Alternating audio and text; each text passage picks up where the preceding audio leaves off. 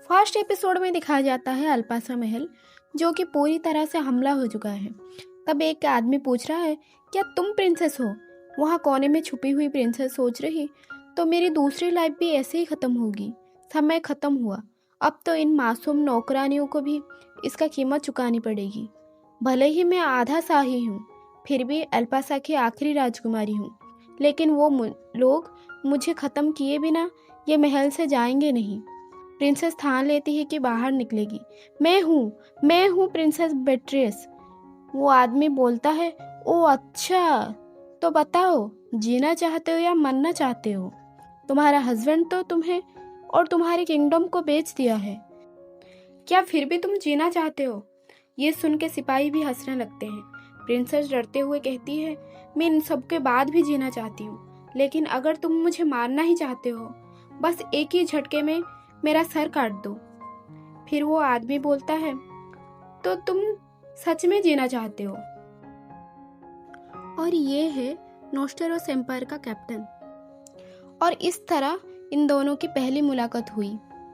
वो बोलता है, मार दो और सर काट के महल की दीवार में लटका दो। ये बात सुन के प्रिंसेस बहुत डर जाती है। फिर ये कैप्टन सोचता है, वो कमीना ने उसके वाइफ को भी धोखा दिया और ये राज्य भी बेच दिया। मैं अपने खुद की ब्लड का स्मेल भी नहीं कर सकता। मैं कभी भी ये घिनौने वाला बदबू की आदत डाल नहीं सकता, और मैं इसकी तलाश में हूँ और इससे थक गया हूँ।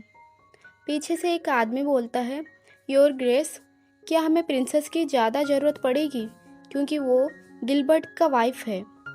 हम अभी के लिए इसे बंदी बना लेते हैं, बाद में ज़रूरत पड़ेगी तो मार देंगे। इसका जान बख्श देने पे भी हमारे लिए कोई खतरा नहीं है। ये सुन के कैप्टन बोलता है, जो तुम्हें सही लगे करो। उसी टाइम प्रिंसेस भागने की कोशिश करती है और वो आदमी बोलता है, पकड़ो सबको, सबको पकड़ दो और राजकुमारी के बंदी बना दो। प्रिंसेस सोचती है, मैं बच गई, मैं मरना नहीं चाहती, और वो सब बात याद करने लगती है जो कैप्टन ने बोला था उसका गला काट देने के लिए, और जो ऑर्डर दिया था। वो इंसान अल्सेंड्रो, जो रॉयल गार्ड है और रॉयल गार्ड का कैप्टन है। मैं चाहती हूँ वो इंसान को मैं दोबारा मुलाकात ना हो उसके साथ। सीन शिफ्ट होता है और उसे एक बूढ़ा आदमी बोलता है, अभी आप एल्पासा भूमि के पूरी तरह से अभी आपकी ही है। आप किसी तरह भी उन लोगों पर टैक्स लगा सकते हैं और पूरा और समृद्धि बना सकते हैं। और ये आदमी है गिलबर्ट, एल्पासा का चांसलर, जो कि बहुत ही लालची किस्म का आदमी होता है। ये अपने बीवी को और दोस्त को धोखा देके वो चाहता है कि ज़मीन हड़पना और उसको टाइटल मिले। कैप्टन को बोलता है, आपने तो प्रॉमिस किया था मुझे कि आपने मुझे वो ज़मीन दोगे जब आप अल्पासा को पूरी तरह से कब्जा कर लोगे। ये सब सुन के कैप्टन सोचता है, ये तो बहुत घिसा पिटा हुआ कहानी है, मैं तो बहुत बोरिंग हो गया। और ये इतना लालची है, अपनी बीवी को भी कैसे उसने धोखा दिया, ये सोचा। फिर वो बुढ़ा चौंक के पूछता है, क्या आप अभी तक प्रिंसेस बिट्रेस को जान से नहीं मारा? क्या आपको जरूरी नहीं लग रहा है कि सबको जड़ से ही उखाड़ देना चाहिए, सबको ख़त्म कर देना चाहिए? और वो प्रिंसेस बिट्रेस, वो तो आधी रक्त की राजकुमारी है, इसके साथ कुछ भी हो, मेरा इससे कोई लेना देना नहीं है।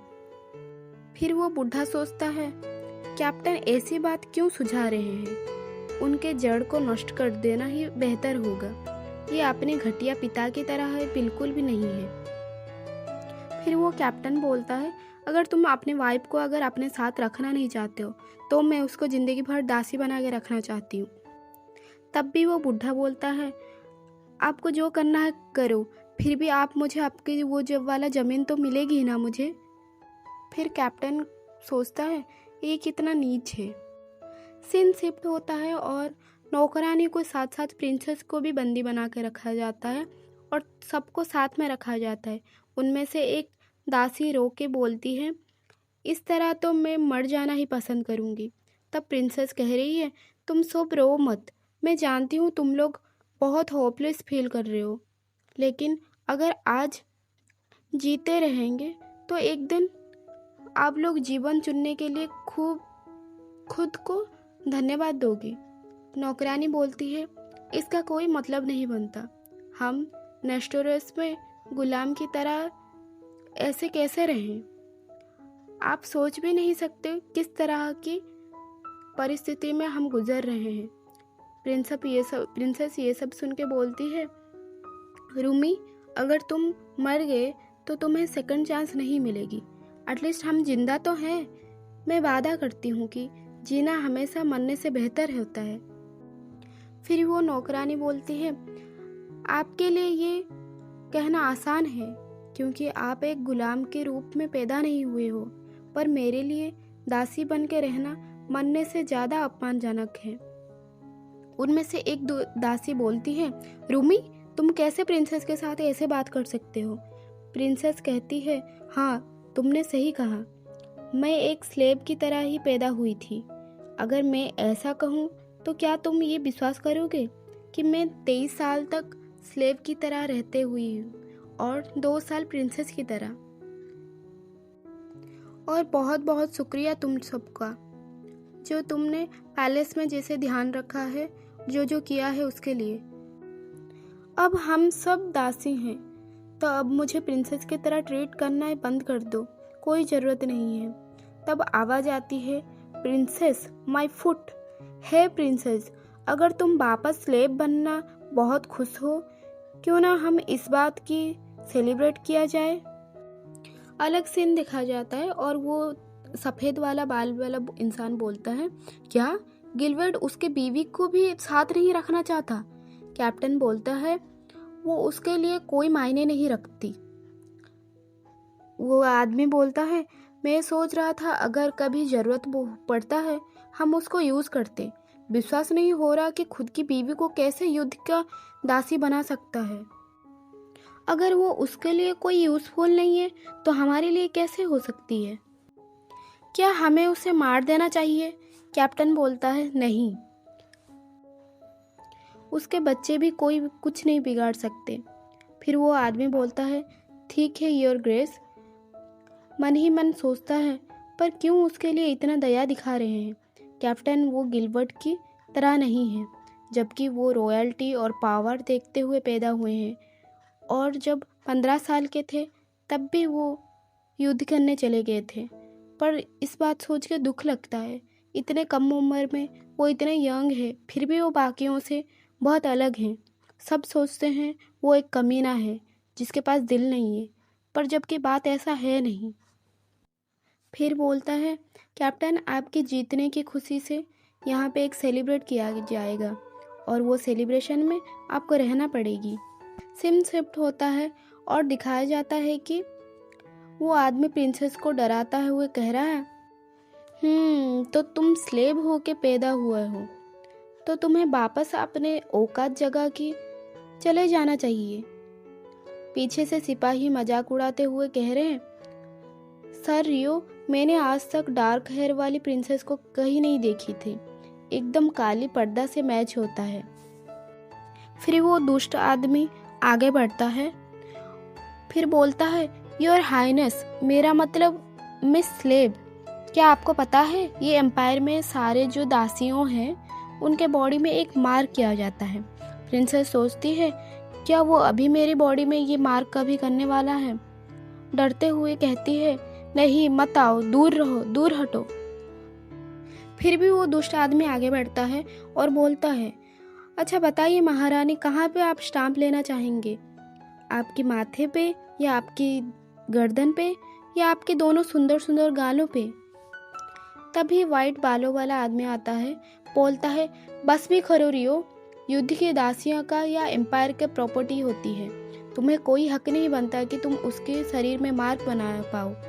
प्रिंस फिर वो आदमी ऐसा जोर से मुंह पकड़ के बोलता है, क्या तुमने सुना प्रिंसेस, बस अब वेट करो। फिर उसके कान को बाइट करके धक्का देता है। उसी टाइम एक आवाज़ आती है, 2 सिपाहियाँ लास्ट प्रिंसेस को उठा के लाती हैं। हमने उसे पकड़ लिया, हमने ढूंढ लिया, ये पैलेस की एक जगह पे छुपी हुई थी और वो थी एल्सिया। जो कि एल्पासा की लास्ट महारानी थी। और ये सब प्रिंसेस भी देख रही थी। और वो लास्ट प्रिंसेस बोलती है कि तुम और गिलबर्ट मिलके तुम्हारे पापा के साथ में हमारे राज्यों में ऐसा हमें धोखा दे के अपनाया है, धोखा दे के अपने हाथ में लिया है। मैंने सुना है तुम्हारा बाप भी एक हरामी है, जैसा बाप वैसा बेटा, तुम दोनों ही एक नंबर के कमीने हो। फिर वो सिपाही बोलते हैं, तेरी इतनी हिम्मत, तूने कैप्टन को ऐसा बोला? फिर कैप्टन बोलता है, मुझे समझ नहीं आ रहा कौन सी बात पे तुम्हें परेशानी है। क्या इसीलिए तो नहीं तुम मुझे शादी करने की उम्मीद पे लगा बैठे थे? और वैसे भी क्या ही कर सकते थे, अपना राज्य बचाने के लिए शादी का भीख ही तो मांग सकते थे। ये सब बात सुन के लास्ट प्रिंसेस कैप्टन के मुंह पे ही थूक देती है। कैप्टन गुस्से में आके बोलता है, मेरा तलवार लाओ। और इसके बाद बोलता है, अब तुम्हारी इच्छा ही पूरी होगी। फिर वो लास्ट प्रिंसेस बोलती है, मैं तुम्हें भीख मांगती हूँ, मुझे जान से मार दो, मैं जीना नहीं चाहती। फिर एकदम से उसका सर काट दिया जाता है और एकदम से वो लास्ट प्रिंसेस नीचे गिर जाती है। ये सब देख के प्रिंसेस बहुत डर जाती है और पीछे से एक दासी आके बोलती है, योर हाइनेस, क्या आप ठीक हैं? जाते हुए कैप्टन की नज़र पड़ती है प्रिंसेस के ऊपर और वो प्रिंसेस डरती हुई सोचती है, ये इंसान मुझे कभी भी जान से मार सकता है। और वो टाइम आता है जब वार में प्रिंसेस को बांध के बोला जाता है, जल्दी चलो, अगर कोई गिरा तो मारा जाएगा। तब प्रिंसेस सोचती है, मैं बहुत थक चुकी हूँ, ऐसा लग रहा है 1 हफ्ता से चलती जा रही हूँ बिना रुके। फिर सोचती है, मेरी पहली लाइफ बहुत जल्दी ख़त्म हो गई थी और मेरी सेकंड ज़िंदगी भी बहुत मुश्किल से ही भरा है। और तब अपना फास्ट लाइफ के बारे में याद करने लगती है, कैसे उसकी फास्ट लाइफ जल्दी ही ख़त्म हो गई थी। सरकारी वर्कर बनने के लिए नेशनल एग्ज़ाम में फेल होने के बाद मैंने यूनिवर्सिटी में दोबारा से ज्वाइन करी और 30 की उम्र में ही डॉक्टर बन गई थी। और एक दिन एक कार एक्सीडेंट में जान चली गई थी। 35 साल की कम उम्र में ही जान चली गई थी। फिर वो सोचती है, मुझे कभी वो नहीं मिला जो मैंने चाहा था, फिर मुझे जीवन में दूसरा मौका मिला है। मेरी माँ औषधालय में अन्य दासियों के साथ मुझे छोड़ के दुनिया को हमेशा के लिए छोड़ के चली गई। और ये मेरा पुराना लाइफ में मेरा नाम था क्लोई। फिर दिखाया जाता है अगला सीन। ये लड़का होता है बैटलर, जिसका नाम है एरन। वो लड़का बोलता है, कितना गड़बड़ है, कैप्टन का अपना पिता के साथ रिश्ता पूरा तरह से खराब है। कैप्टन और ग्रैंड ड्यूक कॉरपोरेशन के फंक्शन में बहुत दूर और अजीब थे। ये मेरे जिंदगी में जितने भी बार मैंने बटलर बना हूँ, सबसे मुश्किल तो यही लग रहा है। फिर वो बटलर बोलता है कैप्टन को, ग्रैंड ड्यूक ने आपके साथ डिनर करने के लिए रिक्वेस्ट किया है। कैप्टन बोलता है, रिजेक्ट कर दो। फिर बटलर बोलता है, क्या आप ऐसा कौन सा बहाना बची है जो हम उन्हें दें? मैं तो कहता हूँ आपको कल के डिनर में अटेंड होना चाहिए, क्योंकि ग्रैंड ड्यूक ने आपकी शादी के लिए अनाउंस किए हैं। और अगर नहीं जाएंगे तो उन्हें लगेगा कि वो सहमत, उनके हिसाब से ही वो आपके लिए रिश्ता ढूंढेंगे। ये बात सुन के कैप्टन बोलता है, एरन, उन्हें जाके बोल दो कि मुझे शाही रक्षक में से एक सूरबीर से प्यार हो गया है। हाँ। फिर बटलर बोलता है, हाँ, रियो मेरी लवर बनना अच्छा रहेगा। फिर एरन हंस के बोलता है, सर रियो से ज़्यादा सर क्रिस से लवर के हिसाब से वो ज़्यादा सही रहेंगी और सारे विश्वास भी कर देंगे। फिर दिखाया जाता है प्रिंसेस को, उसने अपना बाल काट दिया है, जिसको स्लेव की तरह रहना पड़ता है। वो स्लेव की तरह रहने की उसका काम होती है और उसको स्लेव की तरह रहना पड़ता है। फिर वो सोचती है, मैं बहुत लकी हूँ कि मुझे मेडिकल रूम में काम मिला है और यहाँ पे कोई ऐसा कठिन काम भी नहीं है, बस मुझे क्लीन करना है। मैं सोच रही थी यहाँ मुझे बहुत ही मुश्किल काम होगी, पर ऐसा कुछ नहीं है। मुझे ऐसा नहीं लग रहा है कि मेरी ज़िंदगी मुश्किल से गुजरेगी। फिर प्रिंसेस जाती है मेडिकल स्टोर में जिस पे मेडिसिन सारा रखा जाता है। फिर वहाँ पे देखती है कि मेडिसिन वगैरह भी इधर उधर बिखरे पड़े हैं और बहुत ही गंदा पड़ा था। तो सोचती है कि वो साफ करने के लिए रूम, तो उसने साफ करने लगती है और सही सही जो भी जगह पे जहाँ पे था वो सही सही रख जाता है। फिर पीछे से एक आवाज़ आती है कोई आने का।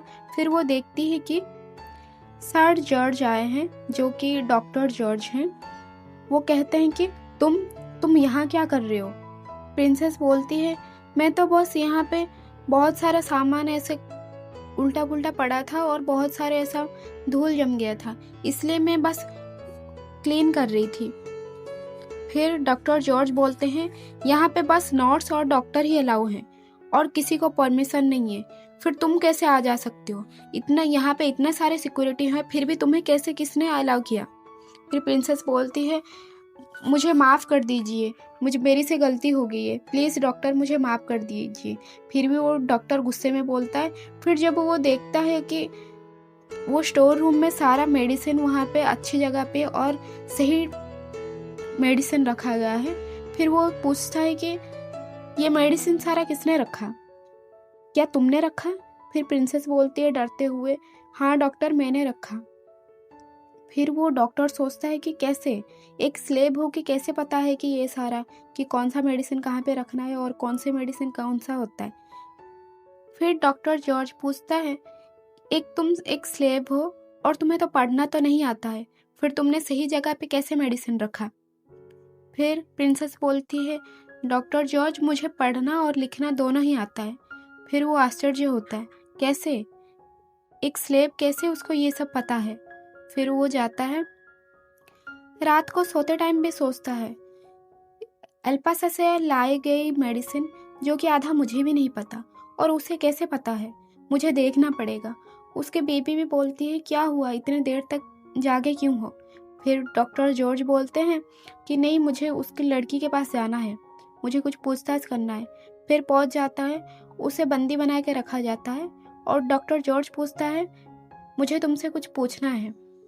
फिर कुछ मेडिसिन वगैरह लाता है जो कि एल्पासा से महल से लाया गया था और ऐसे बहुत से चीज़ थे जो कि उनको भी आधा नहीं पता था। और सारे एक एक करके जो जो क्वेश्चन पूछा प्रिंसेस ने एक एक करके सारा जवाब दे दिया उसके डिटेल्स के साथ। फिर सिपाही आता है, फिर बोलता है डॉक्टर जॉर्ज मैं आपके लिए ब्रेकफास्ट के लिए पूछने आया हूँ। फिर देखते हैं कि बात करते करते इतने बात कर लिए कि सुबह हो गई इतना। फिर डॉक्टर जॉर्ज पूछता है कि ऐसा कैसे हो सकता है, एक स्लेब में इतना नॉलेज, ये नॉलेज वेस्ट नहीं होना चाहिए। फिर उसे बाहर किया जाता है। फिर उसके बाद डॉक्टर जॉर्ज सोचते हैं कि ये टैलेंट को हम वेस्ट नहीं कर सकते, ज़रूर ये एम्पायर के लिए बहुत ही फ़ायदेमंद होगी। और वो स्लेब हुआ तो हाँ उसका स्टेटस तो मैंने हटा नहीं सकती, फिर भी उसको टैलेंट को बेकार नहीं जाने दे सकती। इसलिए उसे बोलता है कि सारा अब से जितना भी मेडिसिन के वगैरह डिटेल्स हैं सारा एक नोटबुक में लिख कर रखो और मैं चाहता हूँ कि सारा डिटेल्स मैं जानूँ और तुम मुझे यहाँ पे लिख के दिखाओ। फिर एकदम से सही सही जल्दी से लिख के दे देती है और सारा इतना परफेक्ट होता है, बहुत ही खुश हो जाता है डॉक्टर जॉर्ज। फिर वो उसके साथ साथ महल के बाकियों के ध्यान रखती है और यहाँ राजकुमार को देखा जाता है जो कि सिर्फ दिखने में भी नहीं हर गुण में बहुत अच्छा है। सीन चेंज होती है और वाइट बालों वाला जिसका नाम है इवान बोलता है कि चलो एक रेस हो जाए। फिर अपना घोड़ा को ऐसा दौड़ाने लगता है और अचानक से खबर आती है डॉक्टर जल्दी आई है, इवान को चोट लग गई है, जो कि घोड़े में चढ़ते हुए गिर गए थे और इवान का कंडीशन बहुत ही खराब हो गया था, जिसके पैर और सर पे चोट लग गई थी। वो सोच रहा था कि फिर इवान बोल रहा है कि कैसे तुम्हारा घोड़ा, कैसे, इस बार कोई कमांड ही नहीं सुन रहा था। फिर कैप्टन सोचने लगता है कि ये क्या हुआ। सीन शिफ्ट होता है और देखता है कि इतना जल्दी और इतने डिटेल्स में कैसे लिख सकता है एक स्लेब, उसका हैंडराइटिंग और इतना परफेक्ट। फिर सोचता है कि चलो अब हम ऐसे गार्डन में वॉक करने चले। फिर उनके साथ चलते चलते सोच रहा था इतना ब्रिलियंट स्टूडेंट को मैं ऐसे ही जाने नहीं दे सकता। फिर उसके बाद बोलता है बहुत टैलेंटेड हो तुम। तो उसी टाइम पे आती है नौकरानी, फिर बोलती है कि डॉक्टर इवान को आप जल्दी से देख लीजिए, उसके साथ साथ हॉर्स को भी बहुत ही चोट लगी है। फिर डॉक्टर बोलता है हाँ अभी मैं हॉर्स को देखने के लिए जा रही हूँ, जो कि कैप्टन का हॉर्स है और उसे भी चोट लगी है, शायद वो मरने भी वाला है। फिर वो प्रिंसेस बोलती है कि मरने भी वाला है, ये राजकुमार की बचपन की दोस्त यही हॉर्स है। फिर वो सोचता है कि तुम सिर्फ मेरी घोड़ा नहीं हो, तुम मेरा दोस्त भी हो बचपन से। 5 साल पहले तुमने मेरी तीर से जैसे जान बचाई है, मैं कैसे तुम्हें शुक्र अदा करूं ये भी नहीं जानता। तुम एकलौता साथी हो जिसके साथ मुझे लगा है, सिर्फ मैं नहीं तुम भी अपना घर वालों से अलग हुए हो। फिर प्यार दिखाता है, फिर बोलता है कि जल्दी से उसको ठीक करने के लिए। फिर डॉक्टर जॉर्ज के साथ प्रिंसेस मतलब स्लेव बनी है अभी, प्रिंसेस भी आती है देखने के लिए। फिर सोचती है ये हॉर्स का घर तो मैं जहाँ पे रहती हूँ उससे भी बहुत अच्छा है। फिर हॉर्स की कंडीशन देखती है और बहुत सैड हो जाती है। फिर डॉक्टर जॉर्ज बोलते हैं पता नहीं एक वहाँ पे एक पॉन्ड का पानी था जहाँ से पानी पी के तभी से उसका तबीयत खराब है और नाक से ब्लीडिंग भी हो रही है। वहाँ पे इतने सारे पॉइजन्स, इतने सारे विषाक्त पौधे हैं, इस वजह से लोगों का भी आना जाना भी मना है। फिर बोलते ही प्रिंसेस बोलती है क्या मैं जाके देखूं? फिर डॉक्टर जॉर्ज बोलता है अगर तुम जाना चाहते हो तो जाओ, पर प्रॉमिस करो कि वापस तुम जरूर लौटोगे। फिर वो जाती है, वो पहाड़ में जाती है पौधों को देखने, पर वहाँ पे जो देखती है इतने सारे पौधे मिलते हैं उसे, बहुत सारे जड़ी बूटी पौधे मिलते हैं। वो देख के चौंक जाती है और बहुत खुश हो जाती है।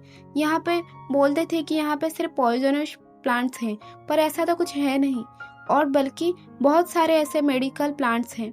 फिर वो देखने लगती है कि वो पॉन्ड मिलता है। फिर वो बोलते हैं कि तो यही वो पॉन्ड है, ऐसा तो नहीं हो सकता। फिर वो देखती है कि साइड में एक प्लांट था जो कि उसी पौधा का खा के हॉर्स को ब्लीडिंग, मुझे फिर याद करती है मैंने जो पढ़ा था यही पौधों से उसका सर और ब्लीडिंग निकलती है और उसका जान भी जा सकती है। इसलिए वो ढूंढने लगती है, इसके एक फूल भी है जिसको मिटाया जा सकता है। फिर वो ढूंढ लेती है, फिर सोचती है कि मैं कहाँ से इतने सारे पौधे लेके जाऊं, मैंने तो कोई कैरी बैग भी नहीं लेके आई। फिर एक लड़का सोचता है, फिर वो होता है कैप्टन के कोचमैन। फिर वो सोचता है ये लड़की कहाँ चली गई, कहीं हिरन या किसी का शिकार तो नहीं हो गई। फिर सोचने लगता है, एकदम से प्रिंसेस निकल के आ जाती है। फिर वो चौंक जाता है। फिर प्रिंसेस बोलती है कि इतने सारे मैंने फूल लेके आ गई और हॉर्स जल्दी से ठीक हो जाएगा। फिर कोच पूछता है हॉर्स? किसका हॉर्स? कैप्टन का हॉर्स? फिर वो भी बोलता है कि हाँ, प्रिंसेस बोलती है हाँ कैप्टन की हॉर्स। फिर बोलता है कि अच्छा चलो ठीक है, मैं तुम्हें लेके पहुंचा देता हूँ। फिर वो उसके साथ लेके चलता है। फिर जब वो फूल लेके आती है, फिर वहाँ पे वो पहरेदार बोलता है कि यहाँ पे कोई स्लेब को अलाउ नहीं है। फिर वो कोचमैन बोलता है ये मेरे साथ है तो उसको जाने दो, उसकी ये मेरा ऑर्डर है और ये सिर्फ मेडिसिन के लिए आई है और उसका कोई रीज़न नहीं है। फिर वो पहरेदार अलाउ करता है। उसके बाद जाके पौधा खिलाती है। जिस टाइम पे पौधा खिलाती थी, फिर बोलने लगा कि तुम ऐसा कौन सा पौधा खिला रहे हो, ऐसा कोई ऐसा वैसा पौधा तो नहीं खिला रहे हो। फिर वो छीनने लगता है। उसके बाद से भी समझाती है कि नहीं ऐसा कोई वो नहीं है, मुझे डॉक्टर जॉर्ज ने भेजा है। फिर वो जाके वो पहरेदार मानता है। फिर वो खिलाने लगती है वापस से। फिर उसके बाद वो पहरेदार क्या करता है, एकदम से दरवाज़ा बंद कर देता है। फिर वो बोलता है जब तक कैप्टन नहीं आए हैं तब तक यहाँ पे बंदी होकर रहना, अगर कुछ भी उल्टा सीधा हो गया तो तुम्हारी जिम्मेदारी होगी। ये बोल के उसने बंद कर दिया। फिर वो सोचती है कि ये कहाँ मैं फंस गई, फिर यहाँ पे कितने दिन मुझे बंदी रहना पड़ेगा।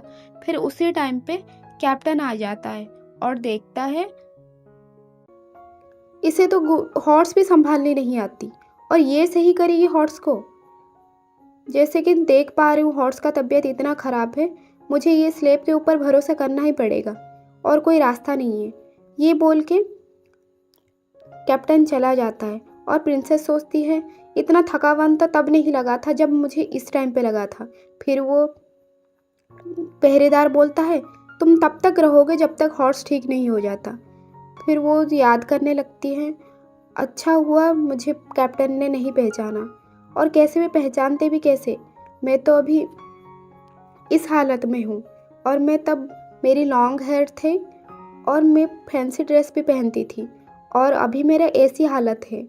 चलो अच्छा है, अभी ये हॉर्स अच्छा हो जाने के बाद, तबीयत ठीक हो जाने के बाद मुझे दोबारा से कैप्टन की शक्ल नहीं देखनी पड़ेगी। सीन चेंज होता है और दिखाया जाता है कि 3 दिन के बाद ये रॉयल बैटल में एक बहुत बड़ा कंपटीशन है, बहुत बड़ा इवेंट है जो कि हर साल को होते हैं और सारे लोग इस कंपटीशन को कई सब्र रख के इंतज़ार करते हैं। और ये कंपटीशन में एक योद्धा को सिलेक्ट किया जाता है और वो अपना टैलेंट शो करते हैं। फिर एरन को दिखाया जाता है, बोलता है मुझे पता है ये वर्ल्ड मेरे अगेंस्ट में है, जबकि एंगेजमेंट की बात हुई तब से मेरे पास इतना लेटर्स और इतने लोग मेरे पास आ रहे हैं, इतना लड़कियां मेरे पास आ रहे हैं, मैं क्या बताऊं। मुझे लगा था कि कैप्टन के ऐसा स्केरी लुक देख के कोई नहीं आएगा, पर जबकि ऐसा बात नहीं है। और तो और थैंक गॉड मेरे पास वो एंड्रोस है जिसकी वजह से लेटर्स अभी आना बंद हो गए हैं, नहीं तो मैं तो थक गया बहुत, कितना ध्यान रखूं अब। सीन चेंज होता है और कोचमैन और प्रिंसेस साथ में चलते हैं जंगल में और ज़्यादा प्लांट्स लेने, और वहाँ पे देखता है कोचमैन कि प्रिंसेस को देख के कुछ फील होने लगता है।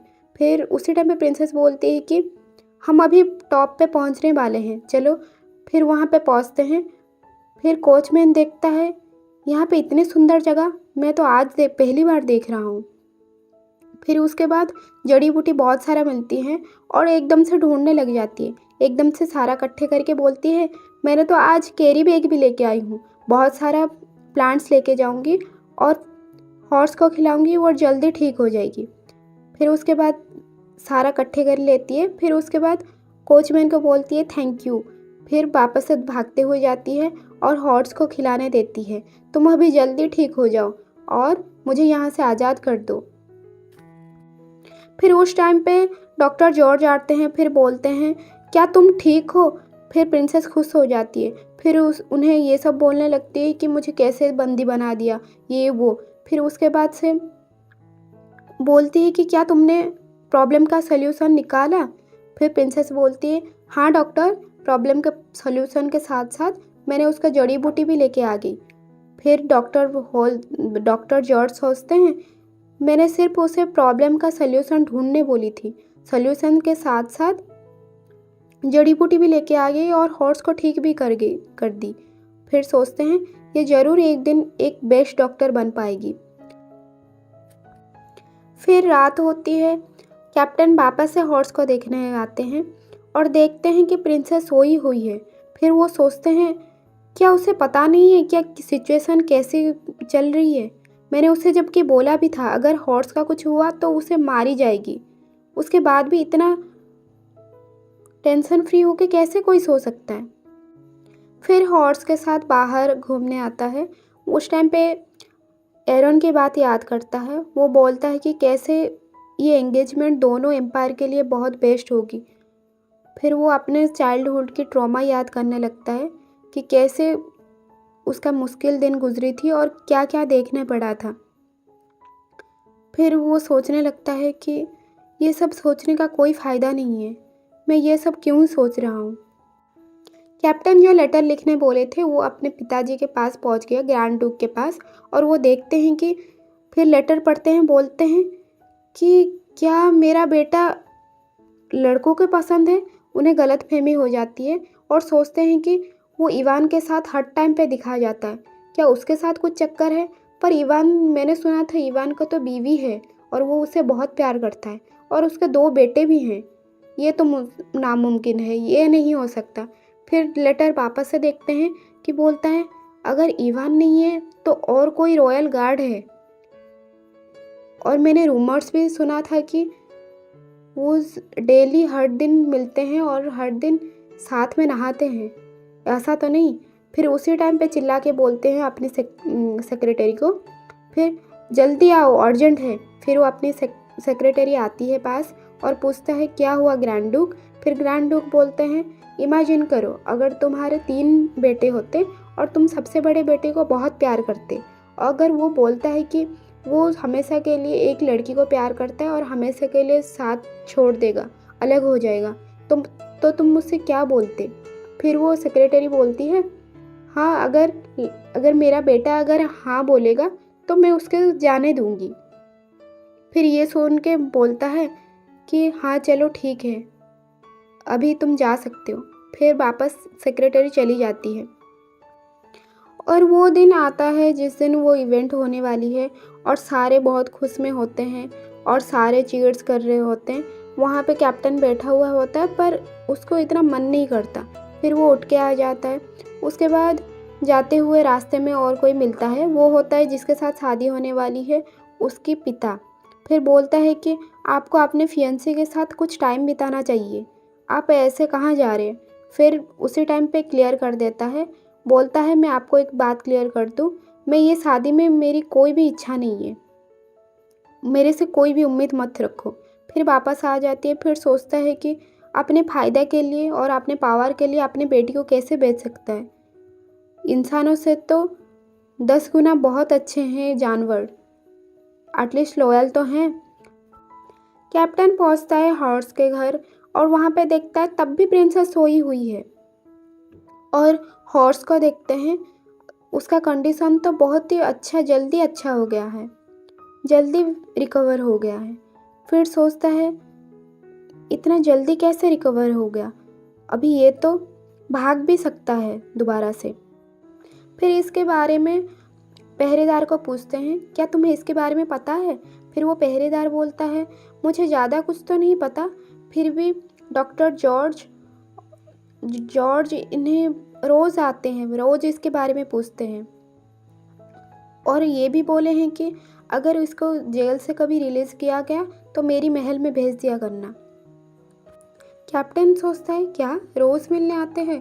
पहरेदार बोलता है हाँ, इस लेडी से रोज़ मिलने आते हैं और मेडिसिन और प्लांट्स के बारे में डिस्कस करते रहते हैं। फिर वो कैप्टन बोलता है क्या तुम श्योर हो ये लड़की है? फिर पहरेदार हंस के बोलता है हाँ, ये दिखता लड़का जैसे है पर ये है लड़की। जब प्रिंसेस की आंखें खोलती है, सामने देखता है कैप्टन है, वो दोबारा से मुड़ के सो जाती है। फिर कैप्टन बोलते हैं मैं अगले दिन आऊँगा। और सुबह हो जाती है और हमारी प्रिंसेस भी उठ चुकी है। फिर उसके बाद देखती है हॉर्स को और बहुत खुश हो जाती है, बोलती है कि तुम जल्दी ही ठीक हो गए, तुम जल्दी ठीक हो जाओ और मैं यहाँ से चली जाऊँ। आखिर मैं कब तक ऐसे छुपे रहूँ? अगर उन्हें पता चलेगा कि मैं ऐसे सोई रही हूँ तो क्या वो मेरा सर काट तो नहीं देंगे? ये सोच रही होती है और तभी कोचमैन ट्रिगर पहुँचते हैं और बोलते हैं क्लोई क्या आज जाना नहीं है प्लांट्स लाने, चलो। फिर प्रिंसेस सोचती है कि भले ही वो ऐसा गुस्से में बोले फिर भी वो दिल के बहुत अच्छे हैं, जबकि इवेंट में बहुत बिजी रहते हैं, फिर भी मेरा हेल्प करने मेरे साथ आए हैं। सीन चेंज होता है और दिखाया जाता है हमारा हीरो को, मतलब कैप्टन को, और वहाँ पे एक लड़की छुपके से देखती रहती है। वो भी एक प्रिंसेस होती है, सोचती है कि लोग जो भी बोलते थे तो ये सच है। वो दिल के अच्छे के साथ साथ शकल भी उनके बहुत अच्छा है और उनका और मेरा जोड़ी सबसे बेस्ट है, हम दोनों एक दूसरे के लिए ही बने हैं। और दिखाया जाता है वो इवेंट का टाइम आ गया और लड़कियां भी वहाँ पे बात कर रही हैं, क्या तुमने ग्रैंड ड्यूक को देखा है? मैंने सुना था कि उनके लिए ये ऑर्गेनाइज किया गया है पर अभी तक उन्हें मैंने देखा ही नहीं। मैंने जितने भी रूमर्स सुना है वो बहुत सुंदर हैं पर आंखों से रियल में कभी देखा ही नहीं। और उसी टाइम वो लड़की की एंट्री होती है जो चुपके से कैप्टन को देखा करती थी और वो बोलती है कि तुम लोग तो मेरे पैर की जूती के समान भी नहीं होंगे, मैं दुनिया की सबसे सुंदर लड़की हूँ और तुम्हें क्या लगता है तुम्हें चुनेंगे? वो सिर्फ मुझे चुनेंगे। और तुमने सुना नहीं कि मेरे साथ मैं उनकी फियांसे हूँ। और वो एक नंबर की घमंडी होती है और ये कह के चली जाती है। और अगला सीन में दिखा जाता है प्रिंसेस को। प्रिंसेस सोचती है तो आज तो मुझे जागना ही पड़ेगा क्योंकि कैप्टन आने वाले हैं। मैं रोज़ तो सो जाती हूँ पर आज मुझे जागना पड़ेगा। पर मैं फेस टू फेस कैसे बात कर सकूं? अगर वो मुझे पहचान जाएंगे कि मैं प्रिंसेस थी तो क्या होगा? पर इतना लेट हो गई है, शायद नहीं आएंगे। तो मैं सो जाती हूँ। फिर वो सो जाती है। उसके बाद कैप्टन पहुँचते हैं। फिर वो पहरेदार बोलता है ये वापस से सो गई, अभी तो जागी थी। फिर देखता है हॉर्स पूरी तरह से ठीक हो गया है और बोलता है कि आखिरकार ठीक ही हो गया हॉर्स, ये लड़की ने ठीक ही कर दी। और पहरेदार को पूछता है क्या तुम इसके बारे में कोई वियर्ड चीज़ नोटिस किया है? फिर वो पहरेदार बोलता है वियर्ड वियर्ड तो ये है कि ये दिखती छोटी है पर इतनी ज़्यादा खाती है, कोचमैन जितना खाते हैं उससे 2 गुना ज़्यादा खाती है और बहुत दयालु भी है। और उसको वो दिखती छोटी है पर वो एक ओल्ड लेडी की तरह वो बात करती है, उसका बर्ताव भी। और यहाँ पे एक कोचमैन का भी तबीयत बहुत ख़राब हो गया था, उसका भी जड़ी बूटियों से सही कर दी। और डॉक्टर जॉर्ज भी हर दिन आके पूछते रहते हैं, हर डिटेल्स पूछते रहते हैं कि कब रिलीज़ होगा और कब उसे छुटाएंगे, इस बारे में पूछते रहते हैं। तो ये बात सोच के कैप्टन सोचता है कि आखिर क्या बात होगी। फिर सोचता है कि वो सब तो ठीक है पर मेरा ये कैसा फीलिंग्स है उसे देख के। फिर सीन चेंज होता है और डॉक्टर जॉर्ज को कैप्टन पूछते हैं क्या तुम वो स्लेब के बारे में जानते हो? फिर डॉक्टर जॉर्ज बोलते हैं हाँ जानता हूँ और मैं उसके साथ बहुत क्लोज़ हूँ और वो बहुत ही अच्छी लड़की है। उसे फिर उसके बारे में तारीफ़ करने लगता है। फिर बोलता है कि सिर्फ उसे हॉर्स के ठीक होना नहीं, उसे और भी बहुत सारे मेडिसिन के बारे में पता है। पर वो दिखती नॉर्मल है पर उसे वो बहुत टैलेंटेड है। फिर उसके बाद से एरन आता है।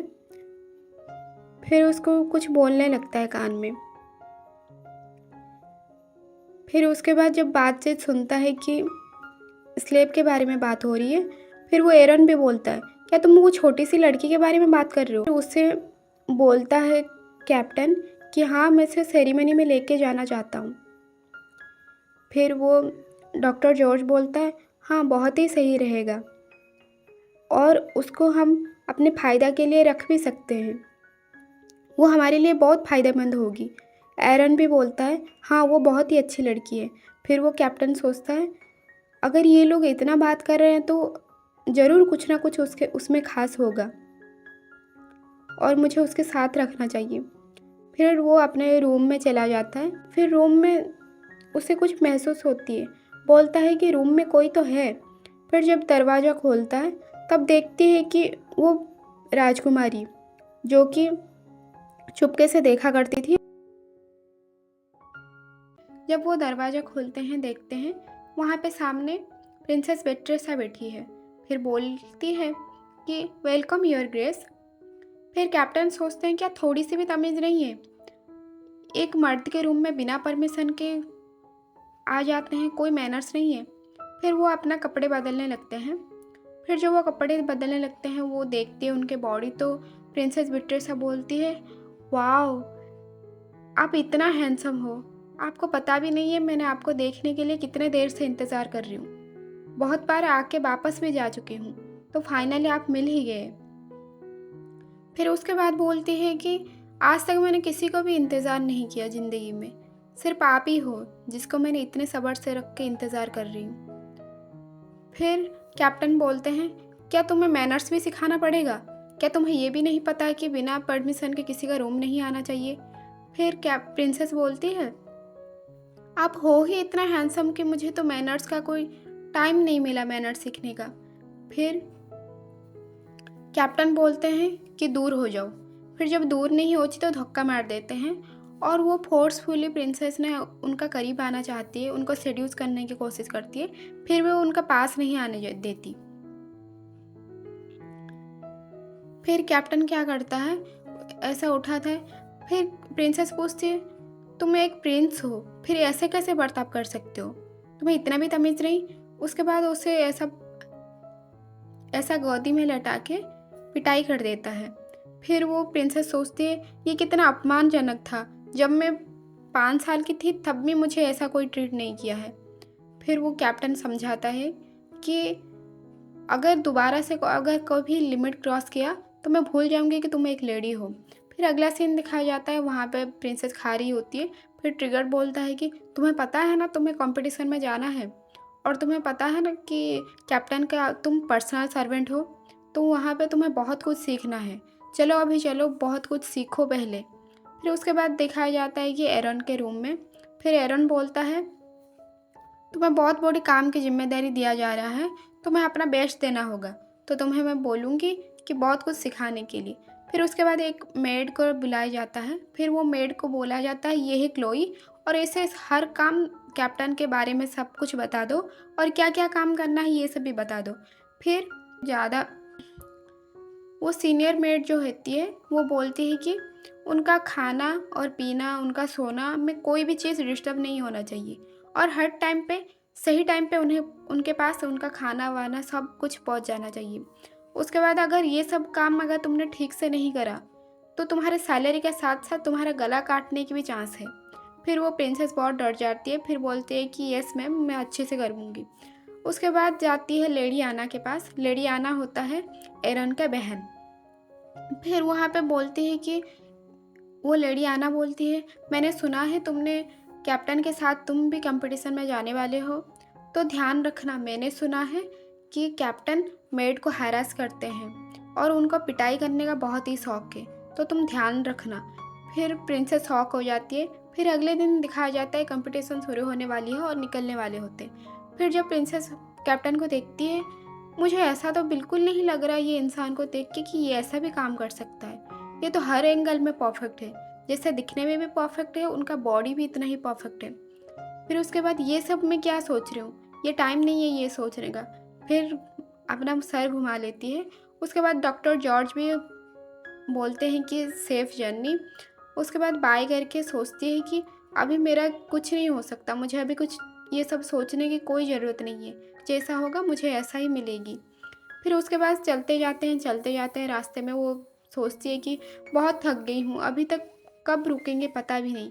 फाइनली वो रुकते हैं, एक कैंप करते हैं एक जगह पे। फिर कैप्टन पे एक फिर कैप्टन के लिए बेड सजा देती है। फिर सोचती है कि ये गद्दा कितना नरम है, ये वाला सही रहेगी। उसके बाद सोचते हैं कि मैं तो ये डर रही थी कि कहीं मुझे पहचान ना ले, अच्छा हुआ मैंने अपना बाल कटवा ली, इसीलिए मुझे पहचान नहीं पा रहे। उसी टाइम पे कैप्टन का एंट्री होता है और बोलते हैं कि डिनर प्रिपेयर करो। फिर वो नर्वस होकर भागते हुए जाती है कि हाँ योर गेस्ट अभी लाई। फिर भागते हुए जाती है। फिर उसके बाद खाना लेके आती है। फिर कैप्टन भी सोचता है एटलीस्ट ये मुझे परेशान तो नहीं करती बेफिजूल। उसके बाद खाना लेके आते हैं और उन्हें कैप्टन को पसंद होता है कि खुद का खाना खुद बनाएं और खुद खाएं। खाने के टाइम पर डिस्टर्ब करना नहीं पसंद, डिस्टर्ब होना नहीं पसंद। इसलिए वो बोलता है जब उनके लिए ड्रिंक सर्व करती है तब उनका हाथ और कैप्टन का हाथ ऐसे टच हो जाता है। फिर वहाँ पे पूरा साइलेंट मोमेंट बन जाता है। फिर उसके बाद कैप्टन बोलते हैं जाओ तुम भी खा लो। फिर वो सोचती है कि जब मैं एल्पासा में थी मेड तो ऐसा वाला ट्रीट नहीं कर रहे थे। फिर जब ड्रिंक करता है कैप्टन, फिर बोलता है कि आज से 15 साल से पहले भी मैं पीते आ रही हूँ, उसके बाद भी आज तक कभी नशा नहीं चढ़ा है, ना ही मुझे नींद आया है, पर ये लड़की। उसके बाद खाना खाने के बाद बाहर जाते हैं अपने हॉर्स को देखने के लिए। उसके बाद देखते हैं ये क्या साउंड है। फिर देखते हैं कि वहाँ पे प्रिंसेस पानी पी रही है। फिर सोचते हैं कि हॉर्स का पानी। फिर सोचता है कि जब तक कैप्टन नहीं बोलते हैं तब तक मेड को पानी पीने की भी अलाउ नहीं होती है। फिर वो सोचते हैं कि इतना ख़राब हालत है मेड की, वो एक बार भी मुझे क्यों नहीं बताई कि एक बार भी पानी नहीं पिया है दिन भर, कितना प्यासी है उससे पता चलता है। फिर प्रिंसेस पानी पी के खुश हो जाती है, सोचती है कि यह हॉर्स का पानी होगा तो डेफिनेटली वो बहुत ही साफ होगा। फिर अगले दिन दिखाया जाता है वो अपने कपड़े पहनता है तो वो अपने सजाने लगता है। फिर प्रिंसेस को बोलता है कि कोई ज़रूरत नहीं है, वो काम मैं खुद कर लूँगी। फिर प्रिंसेस बोलती है ठीक है सर। फिर कैप्टन बोलता है मैं तुम्हारा सर नहीं हूँ, तुम मुझे सर बोलने की कोई ज़रूरत नहीं है। फिर वो बोलती है ठीक है योर ग्रेस। फिर उसके बाद बाहर सब ऐसे बात करती रहती हैं लड़कियाँ, वो भी मैड होती हैं। बोलते हैं कि क्या आपने प्रिंस को देखा है, राजकुमार को? वो इतना हेल्प करते हैं ना, एक बार मुझे भी हेल्प किया था। ये सब बात बोल के बहुत सारे बातें कर रहे थे। फिर वो भी सोचती है हाँ सही में वो जितना स्कैरी दिखते हैं उतना है नहीं, और उनका बॉडी भी। फिर वो सोचते हैं मैं ये क्या सोच रही हूँ। फिर उसके बाद से चलने लगते हैं उनके साथ। पर एक दिन उनको लेटर आती है डॉक्टर जॉर्ज से। फिर एक दिन लेटर आता है कैप्टन के पास, डॉक्टर जॉर्ज का था, और वो बोलते हैं कि प्लीज़ योर ग्रेस, आप क्लोई को बोलिए कि वो मेडिसिन के बारे में एक बुक लिखे। फिर कैप्टन सोचता है कि क्या डॉक्टर जॉर्ज को कोई गलतफहमी हुई है, एक स्लेब को कैसे पढ़ना लिखना आता है, शायद गलतफहमी हुई होगी। फिर उसके बाद वो खाना लेके आती है प्रिंसेस। उसके बाद सोचते हैं कि इसको पढ़ना मुश्किल है, इसको जानना भी मुश्किल है। फिर वो बोलते हैं तुम यहाँ पे बैठ के ही करो जो करना है काम। फिर प्रिंसेस नर्वस होकर काम करने लग। फिर कैप्टन पूछते हैं तुम डॉक्टर जॉर्ज को कैसे जानती हो? फिर कैप्टन पूछता है क्या तुम्हें पढ़ना आता है, क्या तुम्हें लिखना आता है? फिर प्रिंसेस बहुत डर जाती है। उसके बाद जब उठ रही थी उसको लग जाती है चोट। उसके बाद फिर भी सोचते हैं कैप्टन कि ये कितना प्यारी है, अगर मैं अभी कुछ बोलूँगी तो अभी जाहिर सी है कि मुझे कोई जवाब नहीं देगी। उसके बाद आ जाता है खाना लेके।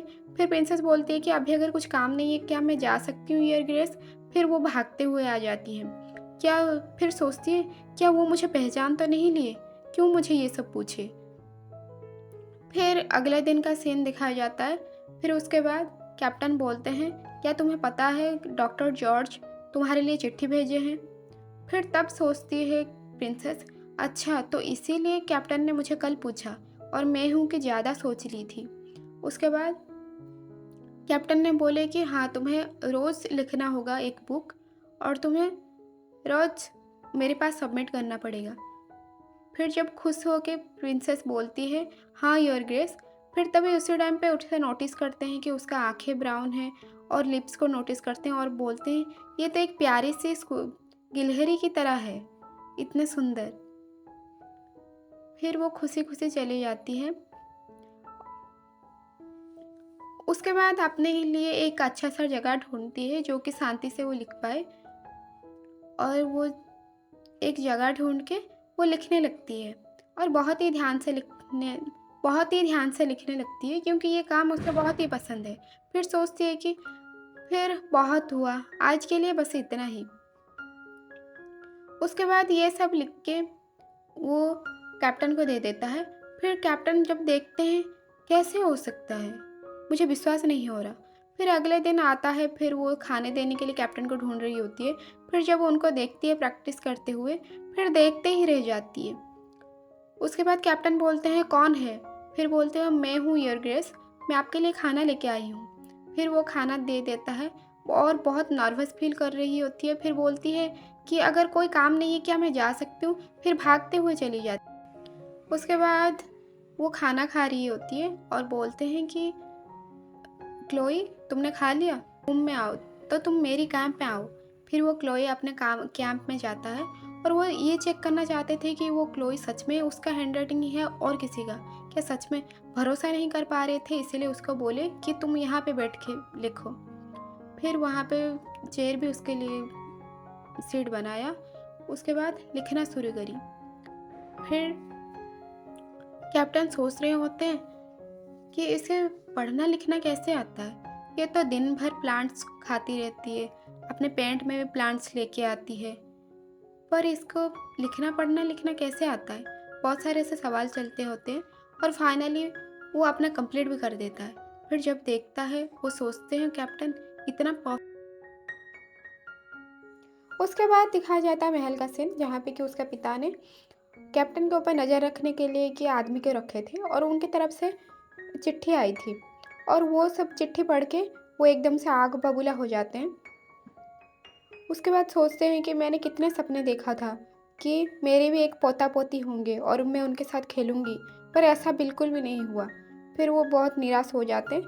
फिर सीन चेंज होता है। उसके बाद वो अगले प्रिंसेस और राजकुमार अगले एक राज्य में जाते हैं। वहाँ पे भी एक कंपटीशन होने वाली थी, तो वहाँ पे रुकने के लिए पड़ता है उन्हें, और वो 3-4 दिन के लिए वहीं पे रुकते हैं। फिर उनके पास जिस राज्य में रुकते हैं, कैप्टन के पिता का चिट्ठी भी उसी राज्य में आता है, और ये जो बुढ़ा है उनके पास रहते हैं। और जब वो कैप्टन पहुँचते हैं, वो लड़कियाँ भी देख के पूरा पागल। उसके बाद प्रिंसेस सोचती है कि सारे तो अभी कंपटीशन में गए होंगे और कैप्टन भी गए होंगे, इसलिए खुशी से नाचते हुए आती है। पर जब रूम खोलते हैं तब देखते हैं कि कैप्टन सामने है। फिर वो तब भी कैप्टन कुछ नहीं बोलते। फिर उसके बाद वो बहुत ही नर्वस और बहुत ही शर्मा जाती है। उसके बाद कैप्टन सोचते हैं कि जब मैं पास होता हूँ तब वो बहुत नर्वस फील करती है और बाकी टाइम पे वो बहुत खुश रहती है, पर ऐसा क्यों। उसके बाद रूम की बेल बजती है। उसके बाद बोलते हैं कि कौन आया। फिर जब दरवाज़ा खोलती है, एक सुंदर सी लड़की खड़ी होती है।